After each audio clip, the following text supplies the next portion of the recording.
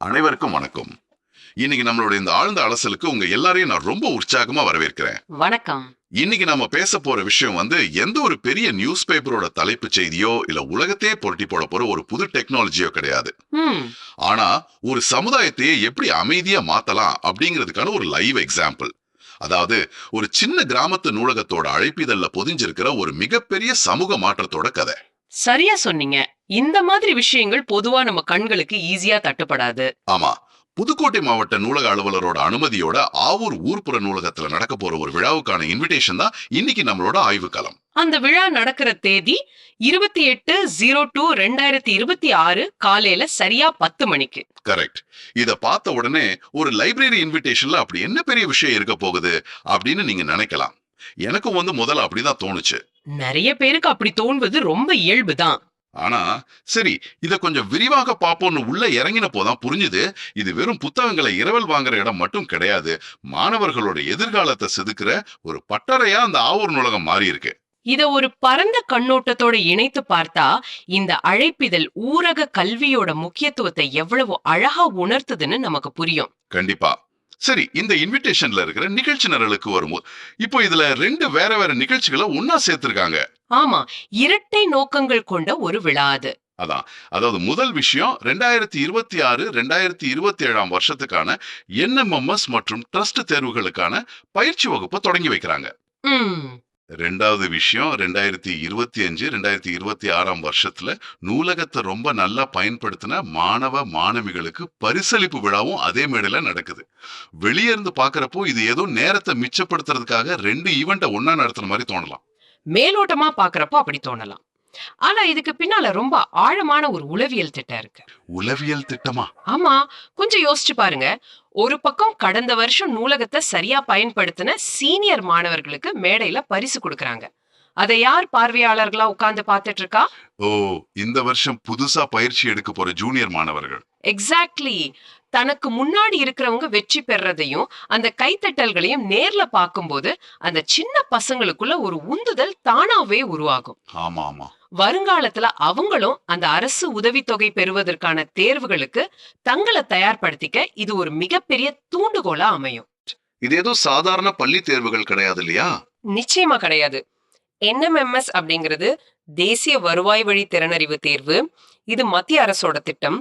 அதே மாதிரி ட்ரஸ்ட் அப்படிங்கிறது தமிழ்நாடு ஊரக மாணவர்களுக்கான திறனாய்வு தேர்வு. ம், கிராமப்புறங்கள்ல நிறைய மாணவர்கள் வறுமை காரணமா படிப்பை பாதியிலேயே நிறுத்திடுவாங்க.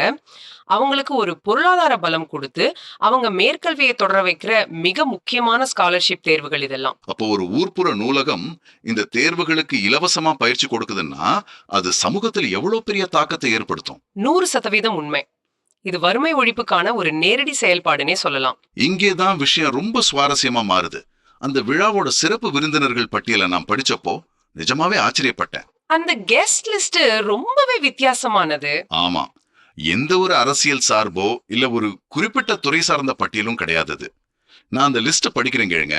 முதலாவதா ஆன்மீகம் மற்றும் சமூக வழிகாட்டுதலுக்காக ஆவூர் பங்கு தந்தை சூசே ராஜ் அவங்க வராங்க. ம், அடுத்து கல்வி நிர்வாகத்திலிருந்து காஞ்சிபுரம் டயட் முன்னாள் முதல்வர் திரு எஸ் சிவகுமார். அப்புறம் பள்ளிக்கல்வித்துறையிலிருந்து ஆவூர் அரசு மேல்நிலைப்பள்ளி பட்டதாரி ஆசிரியர் திருமதி கயல்விழி வராங்க. கல்வி சார்ந்து இவங்க இருக்கிறது பொருத்தம். ஆனா அடுத்தடுத்து வர்ற பேர்கள் தான் ரொம்ப முக்கியம். ஆமா, திருச்சி வழக்கறிஞர் திரு சி ராஜா வராங்க. ம். அப்புறம் ஆவூர் கால்நடை உதவி மருத்துவர் மருக்கா இராஜேஸ்வரி, ம், ஆம்பூர்பட்டி தினத்தந்தி நிருபர் திரு சி கணேசன் மற்றும் திருச்சி ராக்ஃபோர்ட் இன்டீரியர் டெக்கரேட்டர்ஸ் திரு ச ஆரோக்கியசுவாமி. எனக்கு என்ன சந்தேகம்னா, ஒரு லைப்ரரி விழாவுக்கு ஏன் வழக்கறிஞர், மருத்துவர், இன்டீரியர் டெக்கரேட்டர்லாம் வராங்க?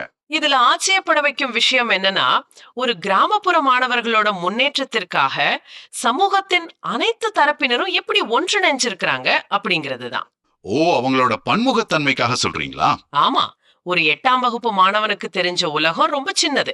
ஆனா மதம், கல்வி, சட்டம், மருத்துவம், ஊடகம், வணிகம்னு சமூகத்தோட பல தூண்களா உங்க கண் முன்னாடி கொண்டு வந்து நிறுத்துறாங்க. இது ஆவூர், ஆம்பூர்பட்டி, திருச்சின்னு பல ஊர்கள்ல இருந்து வந்திருக்கிற நிபுணர்களோட சங்கமம். கரெக்ட். ஒரு கால்நடை மருத்துவரை பார்க்கும்போது நாமளும் ஊர்ல இருந்து ஒரு கால்நடை மருத்துவர் ஆகலாம்னு ஒரு மாணவிக்கு தோணலாம். ஒரு இன்டீரியர் டெக்கரேட்டரை பார்க்கும்போது தொழில் முனைவோர் சிந்தனை வரலாம். கண்டிப்பா. அந்த மாணவர்களோட உலகம் விரிவடையுது. இது ஏதோ ஒரு நாள் நடக்கிற விழாவுக்காக மட்டும் இவங்களை கூப்பிடல அப்படிங்கறது தான் எனக்கு ரொம்ப பிடிச்சிருக்கு. ஆமா, இது ஒரு தொடர்ச்சியான செயல்பாடு. இன்விடேஷன்ல ரொம்ப தெளிவா போட்டிருக்காங்க. ஒவ்வொரு வாரமும் சனிக்கிழமைகள்ல 7ஆம் வகுப்பு முதல் 9ஆம் வகுப்பு வரை படிக்கும் மாணவர்களுக்கு இந்த என்எம்எம்எஸ் மற்றும் ட்ரஸ்ட் தேர்வுக்கான பயிற்சி வகுப்புகள் நூலகத்துல தொடர்ந்து நடைபெறும். இந்த 7 முதல் 9ஆம் வகுப்பு வரை உள்ள வயது வரம்பு ரொம்ப முக்கியமானது. உளவியல் ரீதியா ஒரு குழந்தையோட சிந்தனை திறன் வேகமா வளர்ற காலகட்டம் அது. அந்த வயசுல சரியான வழிகாட்டுதல் கிடைச்சா அவங்க வாழ்க்கையே மாறிடும். எக்ஸாக்ட்லி. அதுவும் அந்த காஞ்சிபுரம் டயட் முன்னாள் முதல்வர் திரு எஸ் சிவகுமார் அவர்கள் தொடர்ந்து இந்த வழிகாட்டுதல்களை வழங்குறது ரொம்ப பெரிய விஷயம். டயட் அப்படிங்கிறது மாவட்ட ஆசிரியர் கல்வி மற்றும் பயிற்சி நிறுவனம் இல்லையா? ஆசிரியர்களுக்கே பயிற்சி கொடுக்கிற இடம். சரியா சொன்னீங்க. அப்படிப்பட்ட ஒரு உயர்மட்ட கல்வி நிபுணத்துவம் ஒரு கிராமத்து நூலகத்திற்கு நேரடியாக கிடைப்பது ஒரு அரிய நிகழ்வு. ஏன்னா நம்ம ஊர்கள்ல அறிவாற்றல் எப்பவுமே பெரிய நகரங்களை நோக்கியதா தான் இருக்கும். உண்மைதான். ஆனா இந்த நூலகம் அதை மாத்திருக்கு. சரி, இதற்கெல்லாம் என்ன அர்த்தம்? மேலிடத்திலிருந்து யாரோ ஒருத்தர் ஆர்டர் போட்டு இந்த நூலகம் இப்படி செயல்படல. இல்லவே இல்ல. இது அடிமட்டத்திலிருந்து உருவான ஒரு முன்னெடுப்பு. ஆமா, ஆவூர் உருப்புற நூலகர் பா. நாகலட்சுமி மற்றும் ஆவூர் நூலக வாசக வட்ட உறுப்பினர்களோட உழைப்பு தான் இதுக்கு முழு காரணம். ஒரு நூலகர் நினைத்தால் தனது சமூகத்தை எப்படி உயர்த்த முடியும்னு இவங்க நிரூபிச்சிருக்காங்க. இதை நாம வெறும் நூலக செயல்பாடுன்னு சுருக்கிட முடியாது. இது ஒரு சிறப்பான கலெக்டிவ் எஃபர்ட், அதாவது சமூகத்தின் கூட்டு முயற்சி. ஒரு ஊர்ல இருக்கிற மக்கள் தங்களுக்கு என்ன தேவைன்னு உணர்ந்து தாங்களே அதுக்கான களத்தை உருவாக்குறது தான் உண்மையான சமூக மாற்றம். கண்டிப்பா.